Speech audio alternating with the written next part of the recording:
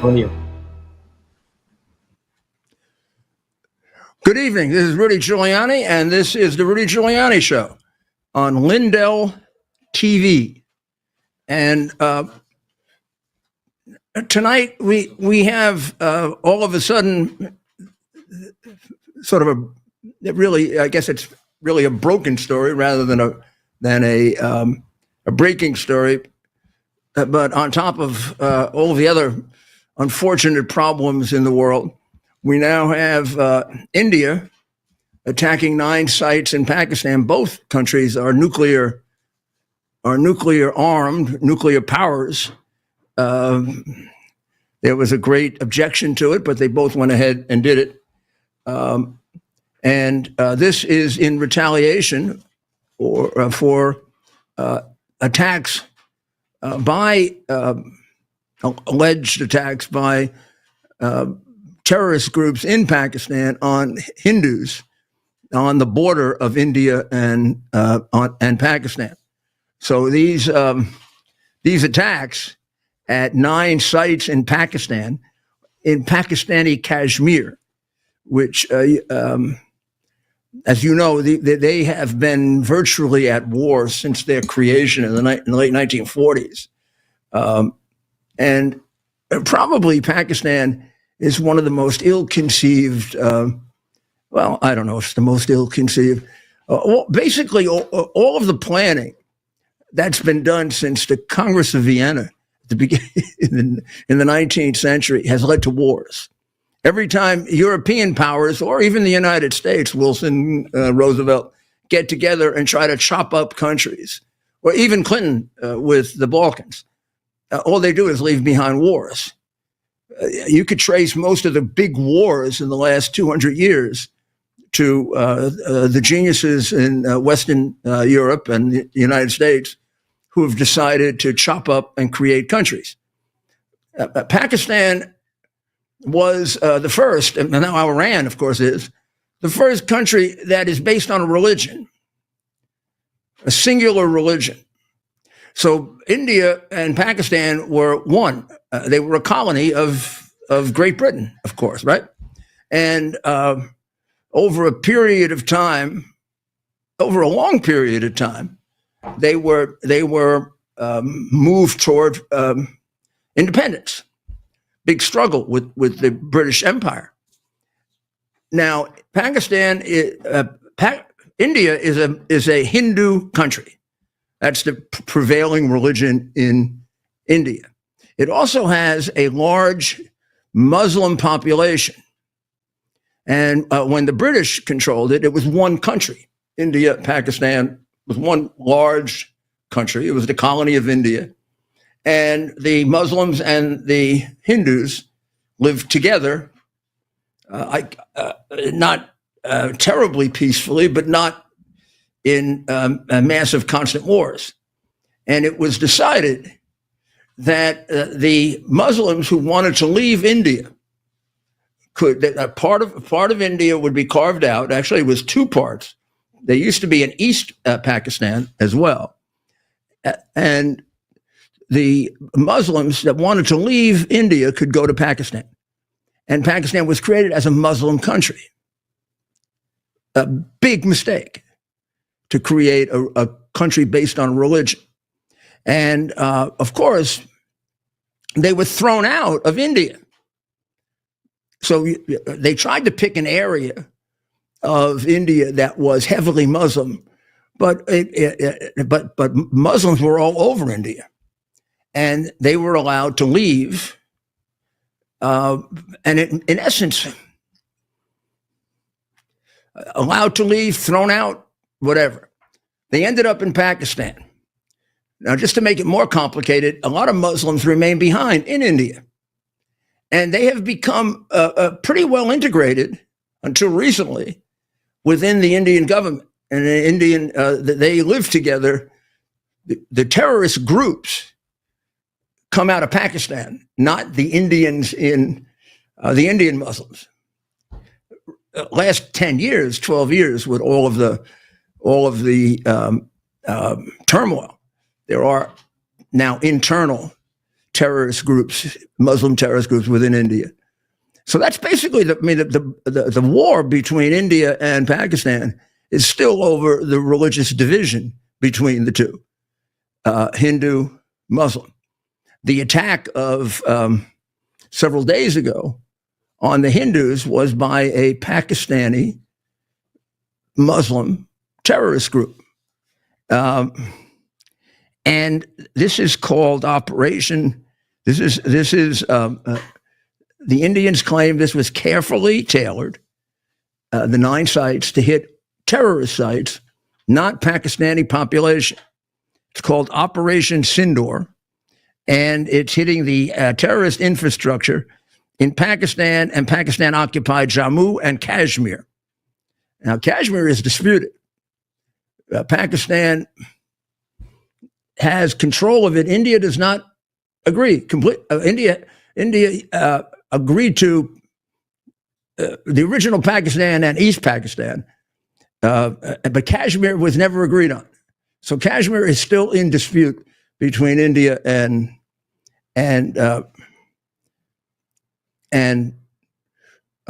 Pakistan. Pakistan claims it's going to retaliate.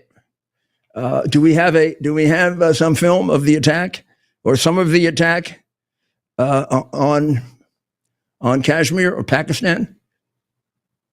I think we do. Shall we play it? Number 4? Well, yeah. Play number 4.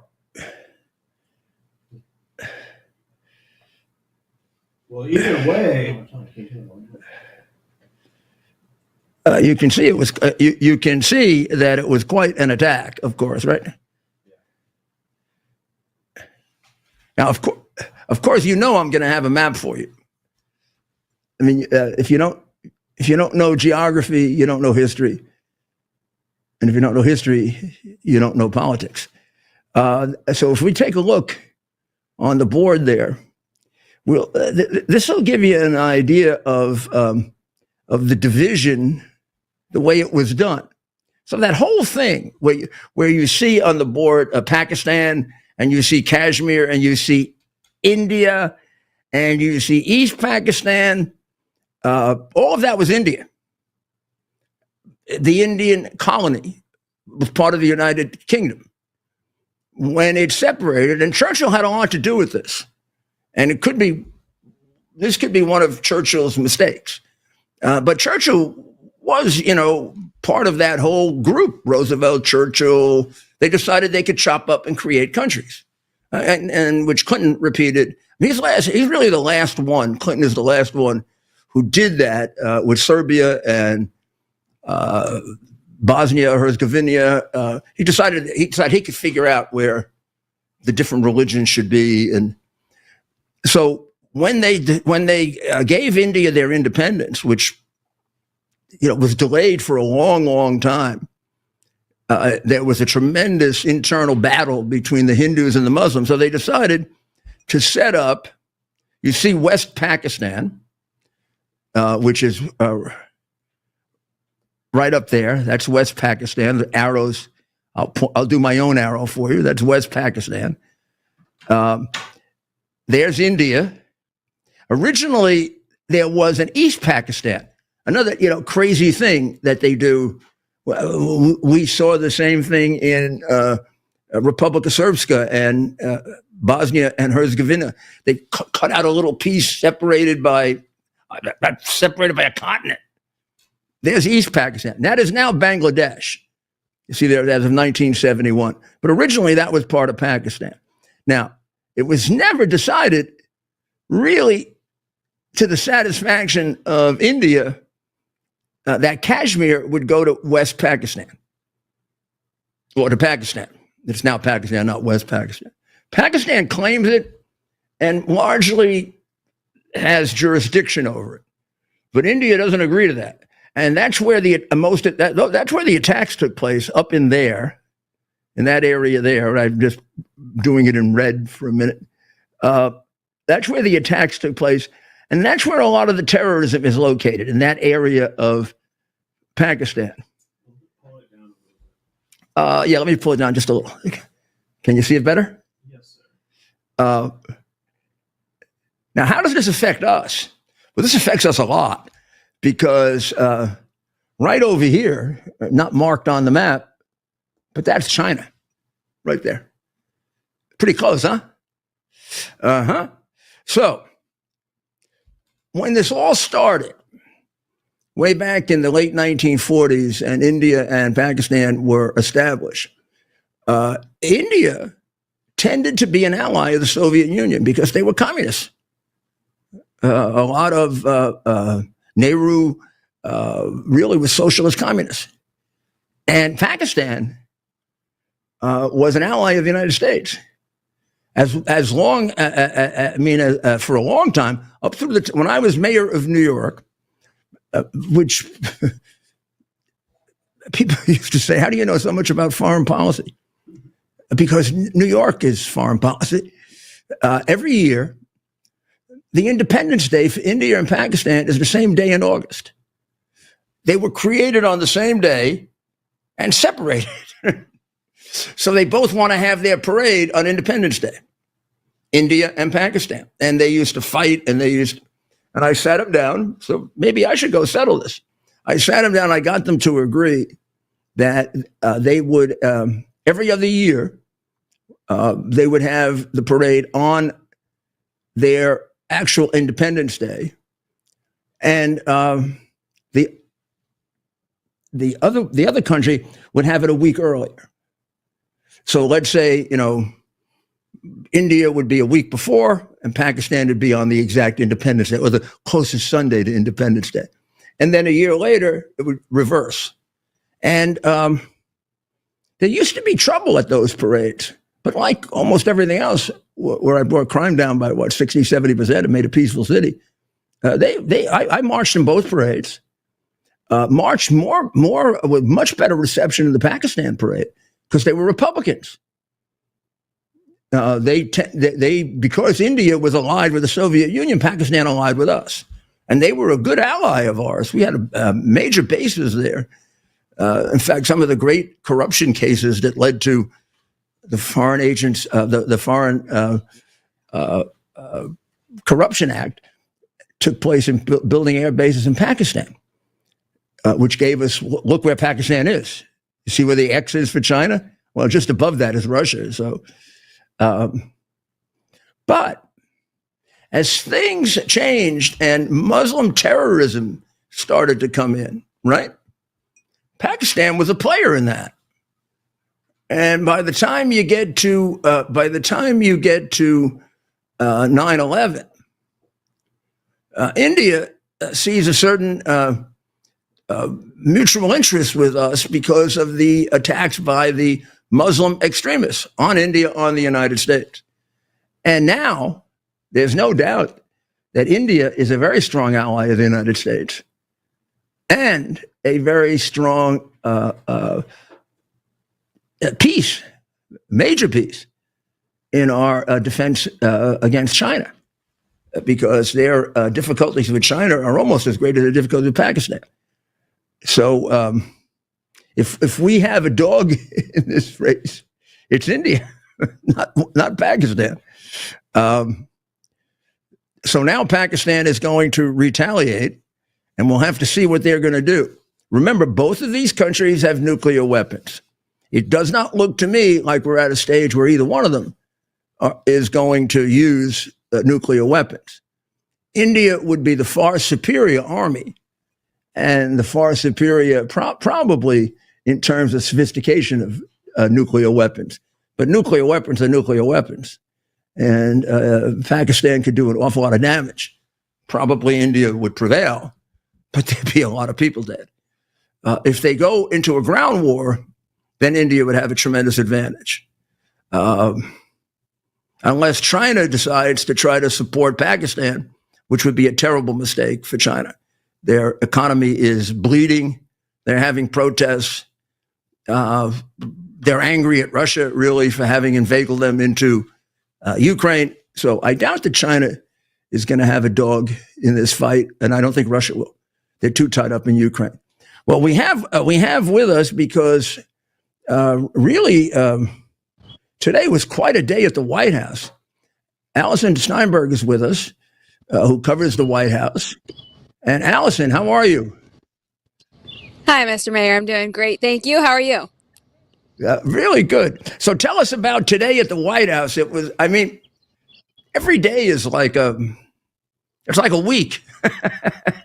I know they sure. I thought the meeting with Carney was fabulous. I thought they both handled themselves superbly, including Carney, who I don't particularly like because he's kind of a socialist. But I thought he handled it so much better than Zelensky, and Trump handled him beautifully as well. I thought so too. I think it was a pretty successful meeting. Of course, we didn't really know what to expect going into it, given President Trump's stance on Trudeau, which granted Carney is somewhat of a step up from Trudeau, but that's not really saying much because, as you mentioned, he's more or less a socialist. But, it was an improvement from what we saw with Trump and Zelensky. Of course, the infamous tantrum that Zelensky threw in the Oval Office. What could beat that, right? But it seemed like Trump and Carney got along quite well, and that was sort of a running joke in today's meeting. But the primary focus today, I think, was primarily regarding the automobile industry. Trump made it very clear that he wants to bring that manufacturing back to America, here to our own country, and energy too, which are two major things that I think Carney was looking to discuss and sort of make a deal on regarding these trades and tariffs. But I have a clip from President Trump explaining this further regarding the automobile industry. Let's take a listen to what he had to say. Good, thanks. What would it take to get the tariffs off of Canada? Well, we'll be talking about different things. We want to protect our automobile business, and so does Mark.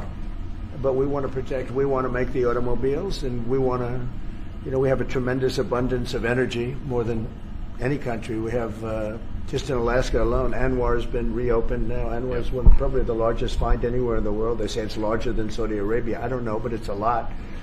But we have tremendous amounts of energy. Other countries don't. We're both lucky in that way. They have energy. We have energy. We have more than we can ever use and more than we could ever sell, actually. And you have the same thing. So we're two countries that are very lucky. If you look at China, they don't have that. It's a big disadvantage. Other countries, most countries don't have. Most countries don't have that. So Canada and us, we have a lot of advantages over other places. That's quite true. And the reality is they're going to make it. They are definitely going to make a trade deal. There's no doubt. Yeah. There's no doubt that they are. But the part that I thought was really funny was the part about the 51st state. That was the highlight of it for me. That was one trying to outdo the other. That's right. I have the clip if you want to play it of the interaction regarding the 51st state. Thank you. Yeah, play that one for us. Let's take a listen. This is fabulous. President, you had said that Canada should become the 51st state. No. Well, I still believe that, but it takes two to tango, right? But no, I do. I believe it would be a massive tax cut for the Canadian citizens. You get free military, you get tremendous medical cares and other things. There would be a lot of advantages, but it would be a massive tax cut. And it's also a beautiful, as a real estate developer, I'm a real estate developer at heart. When you get rid of that artificially drawn line, somebody drew that line many years ago with like a ruler, just a straight line right across the top of the country. When you look at that beautiful formation when it's together, I'm a very artistic person, but when I looked at that beauty, I said that's the way it was meant to be. But I do feel it's much better for Canada, but we're not going to be discussing that unless somebody wants to discuss it. I think that there are tremendous benefits to the Canadian citizens, tremendously lower taxes, free military, which honestly we give you essentially anyway because we're protecting Canada if you ever had a problem. But I think it would really be a wonderful marriage because it's two places that get along very well. They like each other a lot. I love the look on Carney's face during that. Carney is sitting there. He wasn't buying it though. Carney is sitting there. He ran his whole campaign about how he was gonna stand up to Trump, and But he made the wise decision. It's silly to fight a battle where, I mean, he's got a lot that he's got to work out with the United States. Even though they can hurt us a lot, we can hurt them a lot more. So Absolutely. I thought he handled it well. He'll end up getting, and I believe it, unless something goes wrong, knowing President Trump, he's going to end up with a very fair deal for Canada, and obviously for the United States. I thought that. I mean, that would be a nice. You play that video and you play Zelensky to teach someone how to be a diplomat. A little compare and contrast would make for a hilarious meme. I think you're right about that. But yeah, I think, it was interesting to see how that played out. Lots of interest and talk surrounding Canada becoming the 51st state. I know there are regions in Canada that are very for this idea, certain, areas that want to branch off from Canada. So they are all about this and they love what Trump is doing. And they would love to see it happen. So I don't know. Trump seems hopeful. Carney obviously doesn't. But I guess the future of Canada is still up in limbo, right? So what? Obviously, there were about 10 other things that went on at the White House. And what else would you say people should know about? Well, there were two other major points that were touched on. Major development last night was that the Houthis announced that they don't want to fight anymore. They say, this is over. They're done. Ceasefire. And Trump said that we will honor that. They've capitulated. If you want to roll that clip, we have that as well. Let's take a listen to that.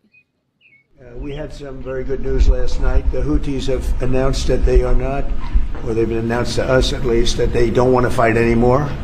They just don't want to fight. And we will honor that.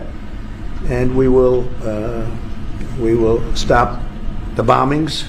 And they have capitulated, but more importantly, we will take their word. They say they will not be blowing up ships anymore. And that's what the purpose of what we were doing. So that's just news. We just found out about that. So I think that's very, very positive. They were knocking out a lot of ships going, as you know, sailing beautifully down the various seas. It wasn't just a canal. It was a lot of other places.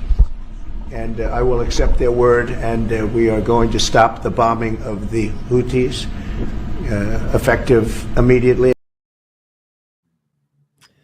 Well, I mean, that's good, but then there seemed to be some confusion, or at least there were some leaks or statements out of Yemen that they are going to continue to hit Israel and Gaza in order to support Gaza. And there's also it's a little dispute as confusing to whether they made an agreement. So let's hope it's right. Let's hope. Yeah, the move towards peace is always sounds promising. Hopefully it is, just that easy, and that is where we will end up. But I don't know. It does seem to be some conflicting narratives here, so we will stay tuned to see what happens there. The last major piece of news that came out of the meeting with Carney today was this major announcement that President Trump apparently has. He didn't really give any details, but he said he has a huge announcement, and everyone's going to love what it is. And he's going to let us know what it is on either Thursday, Friday, or at the latest Monday of next week. So, again, a little bit Thursday, vague Friday, on what this huge... This upcoming Thursday and Friday? This upcoming Thursday. Tomorrow, this week. 2 days from now? End of I was this week confused or early next week. Before he goes to the Middle East.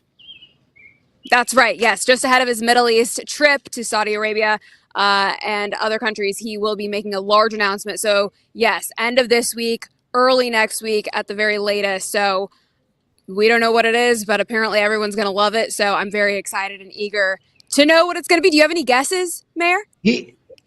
I have no idea what it is, and he really is a salesman.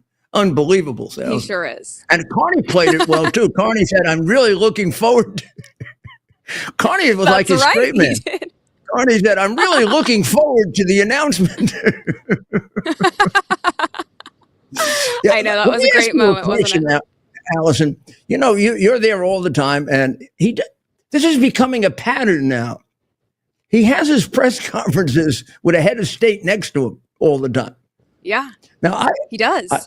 if I were like from Canada or England or Italy or whatever, they're just sitting there listening to 3/4 of it doesn't really have to do with the United States and Canada. And they're sitting there like, they're sitting there, and he's got them there as a prop. I mean, it's unbelievable. It's so funny. It's such a brilliant tactic to force the media to listen to everything that he has to say, right? Because they're going to cover it regardless.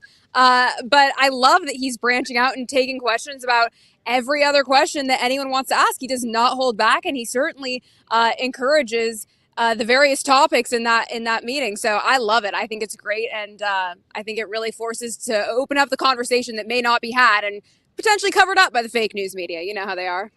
Yeah. Oh, yeah. I think it's terrific. You know, it is a substitute for the helicopter press conferences he did in his first term. Remember, he used to do those helicopter press conferences, and then, of course, he loved that because he used to pretend he couldn't hear sometimes because the helicopter was behind him. Well, he'll tell you that. He'll tell you, oh man, if I didn't like the question, I'd just say, hey, what? He's a brilliant man, isn't he? He's always got something up his sleeve. Well, thank you very, very much. It was a good report, Allison. Thank you. Absolutely. Thank you so much for having me, Mr. Mayor. Take care. She does a really good job. So we're going to take a short break, and when we come back, we'll take a look at what's going on, in Israel and in the Middle East, and then we'll take a look at Ukraine. And my goodness, it's all over now that we're having issues. And thank God we have Trump there, huh? Imagine if we had Numbskull there. Wow. Well, we'll be right back.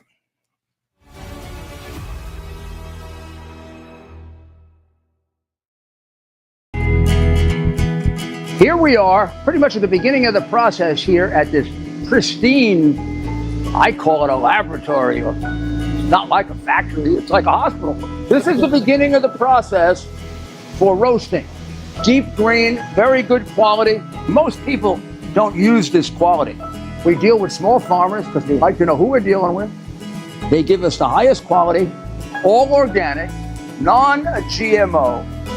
You should know all Arabica beans, no Robusto, all Arabica. They're going to go into the roaster, and it'll get roasted for about 20 minutes or so.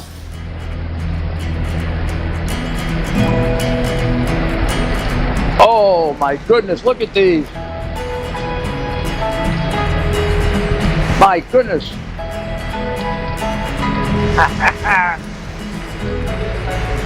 You're going to want to specially order these.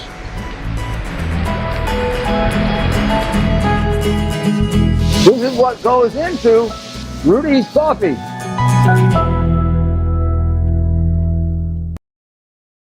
Hello, everyone. I'm excited to announce the next generation of energy drinks, Rev 7.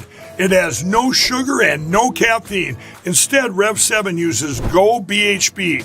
Go BHB is one of the body's primary ketones, and it provides the most efficient and clean fuel that your body needs. It also helps you stay energized all day with no crashes.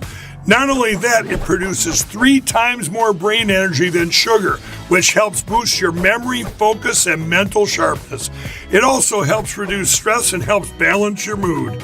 Rev 7 does all that while being the best tasting energy drink ever. So go to mypillow.com or call the number on your screen. Use your promo code to save 20% today.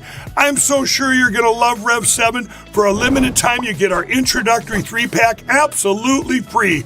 I drink Rev 7 every day, and I absolutely love it, and so will you. If you want to feel and look your best, you need to check out Pure Health Research. They have 45 premium health supplements that are designed to help you with everyday health goals. Whether it's boosting your energy or trimming belly fat, supporting healthy blood sugar, pumping your testosterone up, or even reducing swelling in your legs, Pure Health Research Supplement Store has you covered. Each formula is crafted with natural, non-GMO ingredients, backed by clinical research and manufactured right here in the USA. And here's the best part. Pure Health Research is offering you an exclusive 35% discount. Just go to purehealthresearch.com and use promo code Lindell at checkout.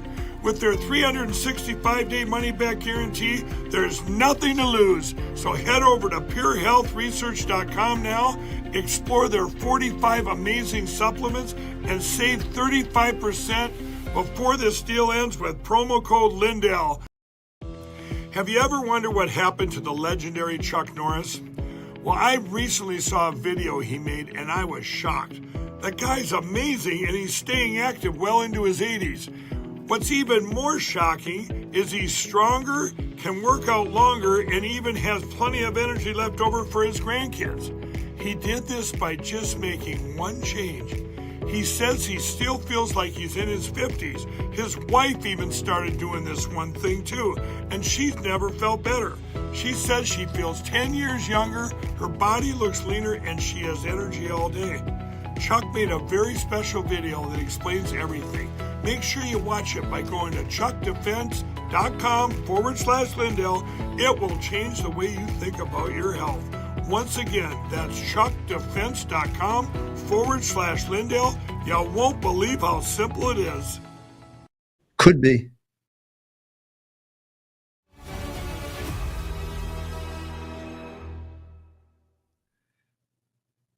This is Rudy Giuliani, and I'm back with you on the Rudy Giuliani Show.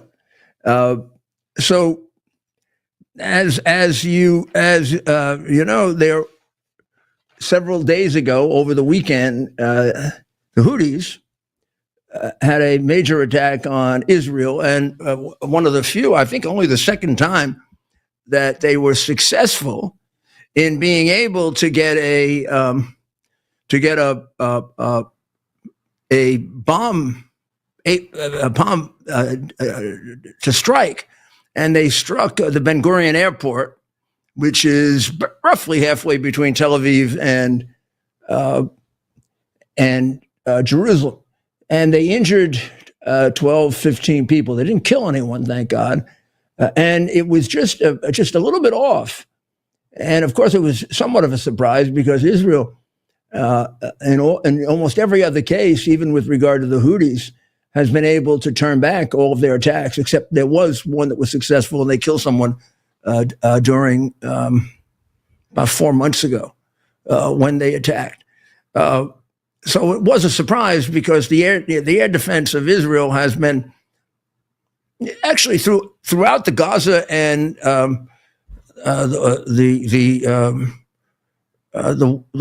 let's say the war with Hezbollah.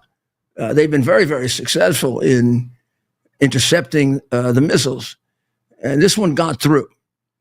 So Israel responded with a major attack on a critical port. It was again, Israel makes very, very good tactical use of their attacks. They're not wasted attacks, like Bill Clinton hitting empty fields, or Carter, or Bojo,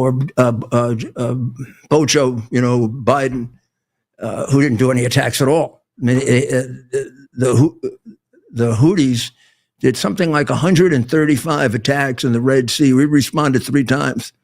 They put about 50 or 60 American servicemen in the hospital. They killed several, and they killed some contractors, Americans. And we, of course, did nothing until Trump came along, and Trump has been hitting them really, really hard. So Israel's counterattack, if you want to take a look at the map, I'll show you where it was. Now, Yemen is quite a, relatively. Are we showing the attack right now? Well, we can show the attack first, if we want to do that. This is the Israeli attack. So they hit a port, and the port they hit is on the Red Sea, and it happens to be the port that is used for Iran to the main port that's used for Iran dropping off weapons to them. And if you want to take a look at the map, you'll see that Yemen is not Yemen is not right in the mix. There you have Israel. You see Israel up there, and you see Iran, and you see Saudi Arabia in between. And then at the bottom of that, you see Yemen, where those red markers are. And there you see, that's the port city on the Red Sea, Al Hudaydah, that was hit. And I think the port was destroyed. Of course, the Israelis, when they hit you, make sure it has an impact. Now, Yemen has been at war since I can remember. I mean, Yemen is constantly, even before this, at war with Saudi Arabia. And the Houthis are an Iranian creation, really, to destroy Israel and to destroy Saudi Arabia. Because Yemen and Saudi Arabia are enemies, and Iran and Saudi Arabia are bitter enemies. So now the president has said, and I think you heard him. You heard the remarks with Prime Minister Carney, that the Houthis have said no mas. They don't want anything to do with the United States anymore. So they're not going to make any attacks. They say they're not going to make any attacks in the Red Sea, which is right there. Let's make it red. There's the Red Sea. This is where the attack was, right there. That's the port on the Red Sea that Iran uses. And you can see why, right? Iran, I would imagine Iran comes around. Why they use that port, I don't know, but Iran would do it like that. And the Houthis are definitely a creature of Iran, funded by them, supported by them. Iranian Quds force working with the Houthis and on the more sophisticated weapons that they use. And there is one thing that's very annoying about them, annoying to both Netanyahu and I'd say President Trump. And that is that we can't seem to eliminate their rocket launchers. Now, why is that? Why was Israel able to pretty much devastate Hezbollah like that, which was supposed to be even a more sophisticated fighting force than the Houthis, but not the Houthis? Because the Houthis use mobile launch devices. They have them on trucks and they have them underground, hidden. So whatever they used to hit Israel several days ago, or Ben Gurion Airport, wherever they hit from, that the minute the attack was over, it was moved or hidden. So when you trace it back, you don't have a steady target. So we have to do a lot of guesswork in trying to figure out where these launchers are. And both the United States and Israel have run into a problem in completely eliminating their capacity to counterattack. A lot of their infrastructure has been eliminated, and probably enough so that I would think that their offer to Trump is legitimate. That they're going to. I think what they're trying to do is the following: they're going to cease their role of being an obstructor to the Red Sea, because they basically have affected world commerce very effectively for a year in doing these 130, 140 attacks in the Red Sea. But they say they're going to continue to support Gaza, which means they're going to continue to attack Israel. Now, I don't know how the president feels about that. I mean, Israel can certainly take care of itself, but it was also helpful to them that we were hitting Yemen as they were hitting Yemen. And we'll have to see if they're legitimate in their offer to us. I mean, these are notorious liars like the Iranians. So, meanwhile, Israel is also involved now in, and we just go up here, it's very hard. Israel is just very, very small. So there's Israel right there. Israel is now mounting a major, major offensive against Gaza because once and for all, they want to eliminate, they want to basically wipe out Hamas and get control of Gaza. And they are, I don't know how many troops. I might have heard 100. Could it be 100,000? Because they're calling up reservists. Now, I have a sneaking suspicion that this may also be, in part, to be ready for Iran, because it sounds like too many. There's going to be more than they used originally.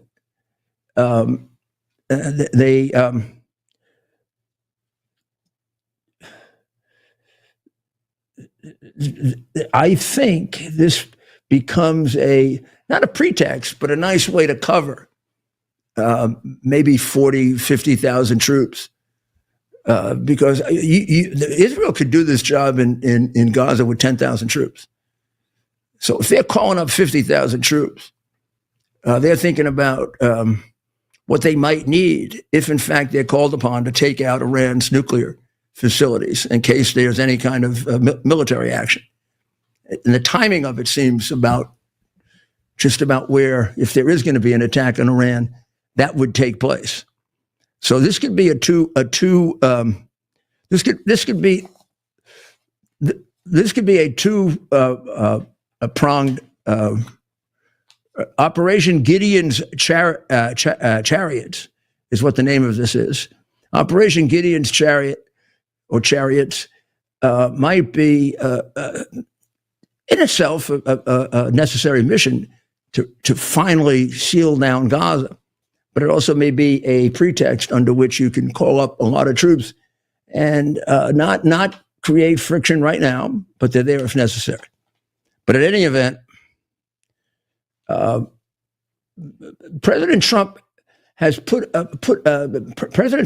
condition on it that Netanyahu didn't, and he basically said that this would take place if they didn't agree to return the hostages, and he gave a date the next couple of days during the press conference with Carney. It seems a little different than what Israel said. So I guess there is a way out for Hamas if they return the hostages. If they return them dead, I don't know if that's much of a way out. And I don't really think they're going to return the hostages. So I think this Gaza offensive is going to take place.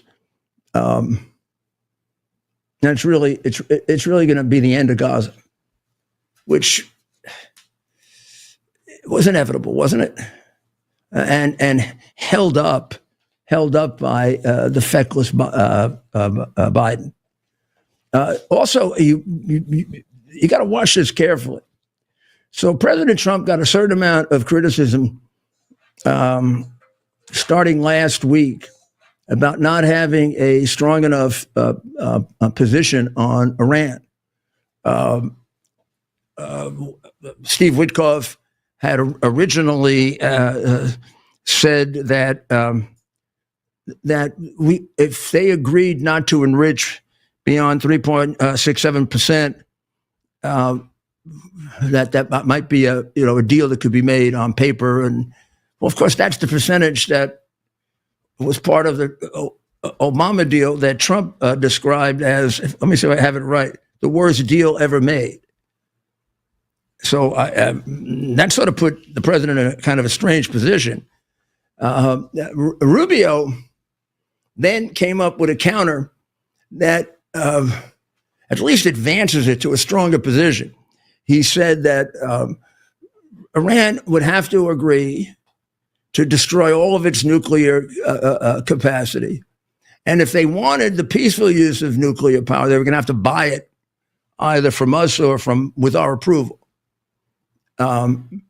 Which gave them the opportunity to have the peaceful use of nuclear power. Now, so people are looking to see, well, how strong is Trump's position on this? Well, either this has always been his position, or he's taken into consideration the criticisms that were made about being too easy on Iran. And when he was on television this Sunday, he made a statement that is filled with substance that, of course, they don't pick up on. Let's listen to his interview and catch basically, there are no circumstances under which they're going to be able to put their hands on anything nuclear. Now, that's a very strong position. Let's listen to his interview, and let's get it from the boss's mouth. Is the goal of these talks limiting Iran's nuclear program or total dismantlement? Total dismantlement. That's all you'll accept? That's all I'd accept. Okay. Now, there's a new theory going out there that Iran would be allowed to have civilian, meaning to make electricity. But I say, they have so much oil, what do they need it for? But, I've seen it with other states where they're looking to do something and they have a lot of oil. Iran has tremendous energy. I put sanctions, if you know that. I put pretty strong sanctions on 2 days ago on the oil. It's a very simple deal. I want Iran to be really successful, really great, really fantastic. The only thing they can't have is a nuclear weapon. Okay. If they want to be successful, that's okay. I want them to be so successful. And the Iranian people are incredible. I just don't want them to have a nuclear weapon because the world will be destroyed. Can't have a stronger position than that, can you? I don't see how Iran agrees to that.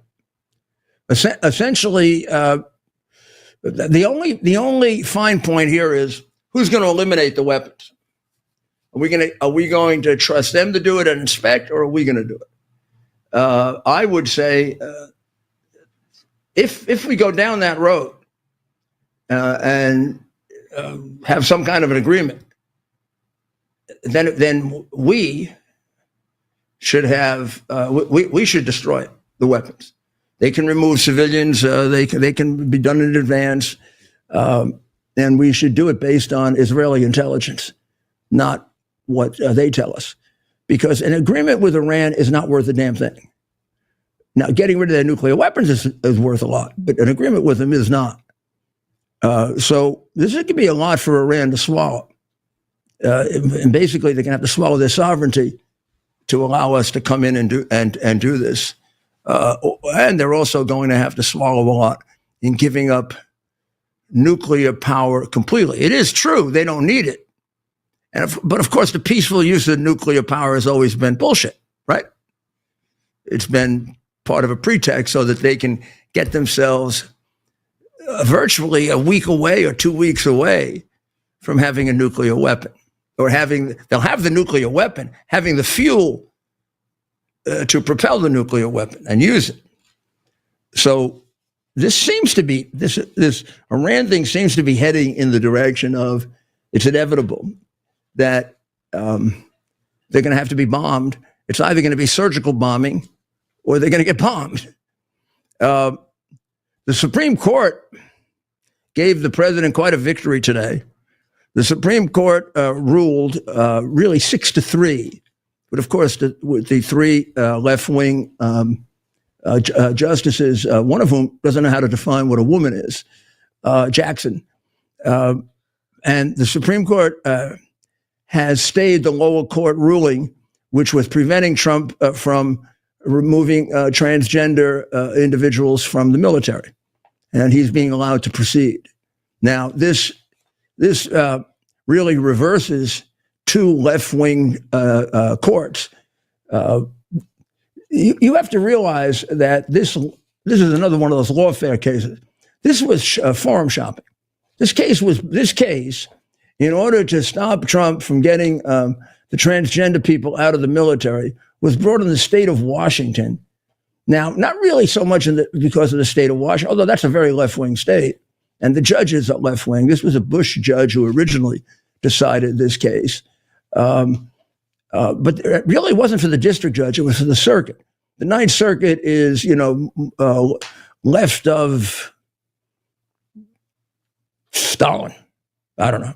I mean, Ninth Circuit is the most reverse circuit of the Supreme Court. It's also probably the most incompetent circuit, as well as any left position, mutilate children or kill fetuses, or they'll be in favor of. So the district judge, who was in the state of Washington, the main case was Schilling versus the United States. So when Trump issued the executive order, transgender cannot be in the Army, we're not paying for transgender operations, et cetera, et cetera. A group of people, one of them being Schilling, sued the United States to prevent it. And they sued in the state of Washington so they could be in the Ninth Circuit. And of course, it worked. The original judge in the case ruled that this was a violation of all from the Western District of Washington. Judge Benjamin Settle issued a preliminary injunction back in March that blocked the administration from identifying and removing transgender service members as the suit was working its way through the court. So this was first a temporary restraining order and then a preliminary injunction. The administration, the Trump administration, Settle found that the plaintiffs would likely succeed on the merits of their equal protection, First Amendment, and procedural due process claims. The judge very generously said the government argument are not persuasive, and it is not an especially close question on this record. Judge, you're so wrong. It must be the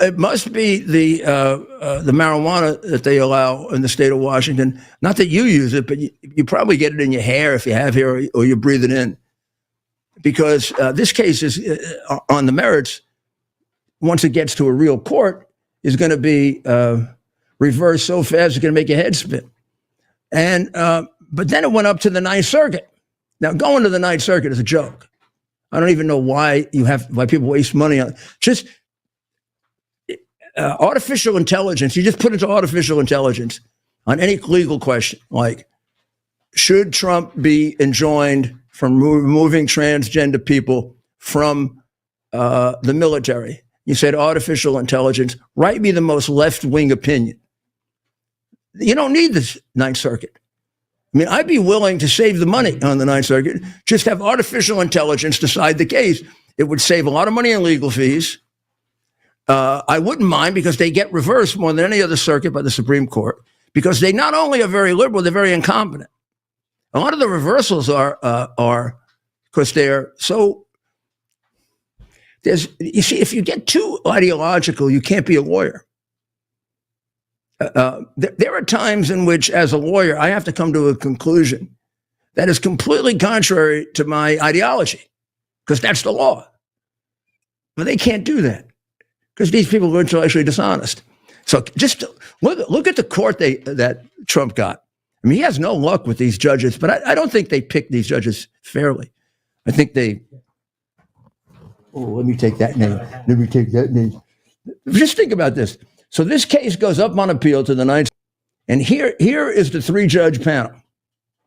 John B. Owens, appointed by Obama. Ropali H. Desai, appointed by Biden. And Atsushi Wallace Tashima, appointed by Clinton. Clinton, Biden, and Obama.